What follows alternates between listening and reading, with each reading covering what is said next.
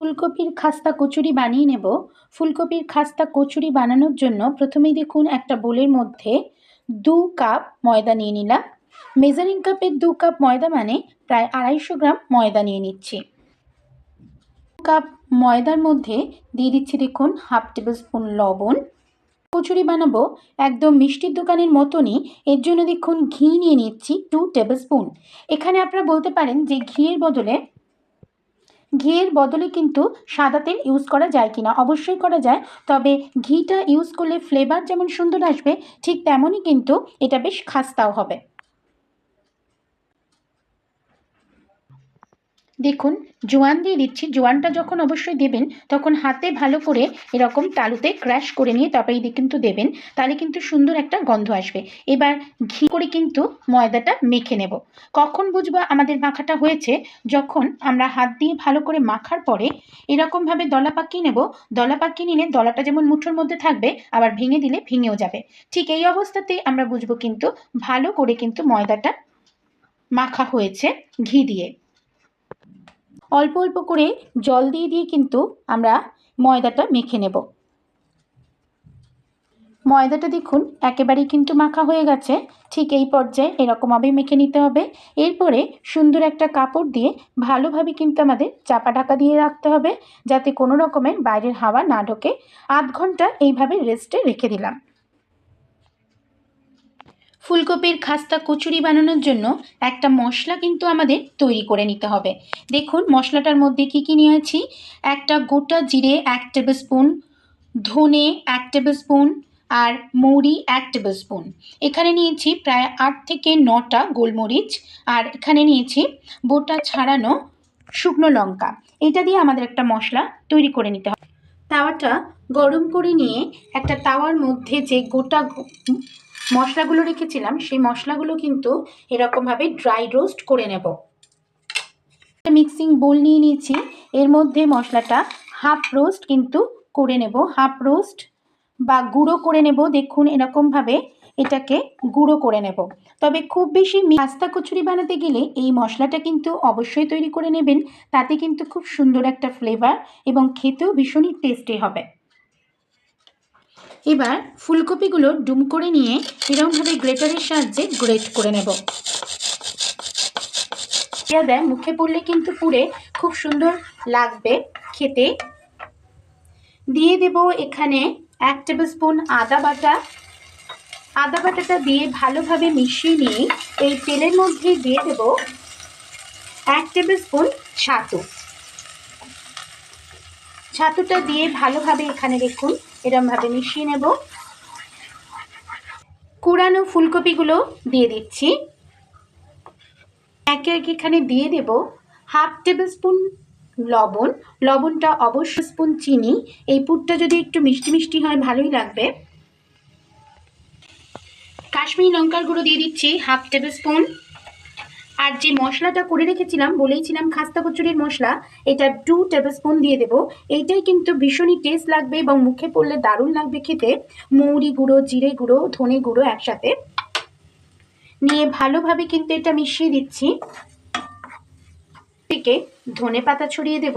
ধনে পাতা ছড়িয়ে দিয়ে ভালোভাবে এইভাবে আমরা কিছুক্ষণের জন্য পুরটাকে ঠান্ডা হতে দেব। যখনই খাস্তা কচুরি খাই তখনই কিন্তু আমরা এই চাটনিটা খেয়ে থাকি। চাটনিটা বানানোর জন্য দেখুন তেঁতুল ভিজিয়ে নিচ্ছি এখানে বেশ অনেকটা পরিমাণে। এবার তেঁতুলের একটা পাল্প তৈরি করে নেব। এর জন্য যে আঠিগুলো এরকমভাবে ভালোভাবে ডলে ডলে তেঁতুলের কাঁধগুলো বার করে নিয়ে এই আঠিটাকে কিন্তু ফেলে দেব। করে নিয়েছি। এবার একটা চাটনি তৈরি করব। এর জন্য দেখুন প্যানের মধ্যে তেঁতুলের পাল্পটা দিয়ে দিলাম। তেঁতুলের পাল্পটা দেওয়ার পরেই এখানে দিয়ে দেব বিট লবণ হাফ টেবিল স্পুন, দিয়ে দেব আখের গুড়। গুড় দিলেই কিন্তু দিতেই হবে, এই চাটনিতে খেতে কিন্তু ভীষণই টেস্ট আসবে। তার পরিমাণ কতটা দেবেন সেটা কিন্তু আপনারা তেঁতুলের টকটা কতটা রাখতে চান সেই অনুযায়ী কিন্তু দিয়ে দেবেন। গুড়টা যতক্ষণ মেল্টেড হচ্ছে দেখুন ততক্ষণ কিন্তু আমরা এর মধ্যে দিয়ে দেব 1/4 টেবিল স্পুন কাশ্মীরি লঙ্কার গুঁড়ো। কাশ্মীরি লঙ্কার গুঁড়ো দিলে কিন্তু কালারটা বেশ সুন্দর আসবে। এইভাবে এটা কিন্তু আমাদের দেখুন একেবারে তৈরি হয়ে গেছে। তেঁতুলের চাটনি দেখুন কালারটাও সুন্দর এসছে। এইভাবে খুব সুন্দরভাবে কিন্তু আমরা চাটনি তৈরি করে নিতে পারি। আর সব শেষে এই যে মশলাটা তৈরি করে রেখেছিলাম, গোটা মশলা প্রথমেই জিরে, ধনে, মৌরি আর শুকনো লঙ্কা দিয়ে সেই মশলাটা কিন্তু আমরা দিয়ে দেব এই চাটনির মধ্যে। এইভাবে আপনারা যদি তেঁতুলের চাটনি তৈরি করে নেন তাহলে কিন্তু দই বড়া বা পাপড়ি চাট সবেতেই কিন্তু এই চাটনিটা খেতে কিন্তু ভীষণই টেস্টি লাগবে। এবার ঠান্ডা করে এটা নামিয়ে নেব। তেঁতুলের দেখুন এইভাবে কিন্তু ছোট ছোট লেচি করে নিলাম। লেচিটা অবশ্যই কিন্তু পরোটার থেকে ছোট আর লুচির থেকে বড় হতে হবে। ঠিক একই রকমভাবে পুরগুলো দেখুন, পুরটার মধ্যে পুরগুলো থেকেও এরম বল বল করে আমরা লেচির মতন গড়ে নিলাম। কারণ আগে থেকেই যদি আমরা কতটা বল দেব ভেতরে সেই বলগুলো গড়ে রাখি তাহলে কিন্তু আমাদের সুবিধা হবে। ঠিক এরমভাবে ছোট ছোট বলের আকারে পুরগুলোকে গড়ে নিচ্ছি। একটু বড় করে নিতে হবে। দেখুন মাঝখানটা কিন্তু মোটা আছে আর সাইডগুলোকে পাতলা করে নিয়ে এইভাবে বাটি করে নিলাম। এইবার আমি যেই পুরগুলোকে এরকম গোল পাকিয়ে রেখেছিলাম সেই পুরগুলো ভেতরে দিয়ে দিচ্ছি। দিয়ে প্রথমে ফার্স্ট স্টেপে লক করে নেব ভালোভাবে, তারপরে আবারও ভালোভাবে মুড়িয়ে নেব, নিয়ে সেকেন্ড বারে ভালো করে লক দিয়ে এইভাবে এটাকে মুড়িয়ে টুইস্ট করে নেব এরকম একটা। নিয়ে আপনারা হাতের সাহায্য চাপ দিয়ে বড় করতে পারেন, না হলে কিচেন স্ল্যাব বা চাকিতে এরকমভাবে ফেলে এই গোলটাকে বাড়িয়ে নিতে পারেন। মাঝখানটা কিন্তু অবশ্যই মোটা থাকবে, সাইডটা আমাদের এরকমভাবে টেনে টেনে হাত দিয়ে বড় করে নিতে হবে। দেখুন আমাদের কিন্তু খাস্তা কচুরির যে শেপ সেটা কিন্তু চলে এসছে। ঠিক এই রকম ছোট ছোটই কিন্তু হবে খাস্তা কচুরি। ব্যাস তৈরি হয়ে গেল। প্রথমে আমরা ঘি মাখিয়ে নেব হাতে, তারপরে লেচি করে লেচিটা গোল পাকিয়ে নেব, নিয়ে ভালোভাবে কিন্তু এইভাবে বাটির শেপে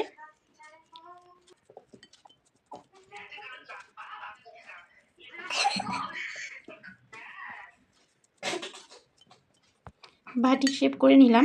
বাটিটার মধ্যে এইভাবে কিন্তু আমরা পুরটাকে দিয়ে দেব, দিয়ে ফার্স্ট স্টেপে লক করব এবং সেকেন্ড বারও এইরকমভাবে মুড়িয়ে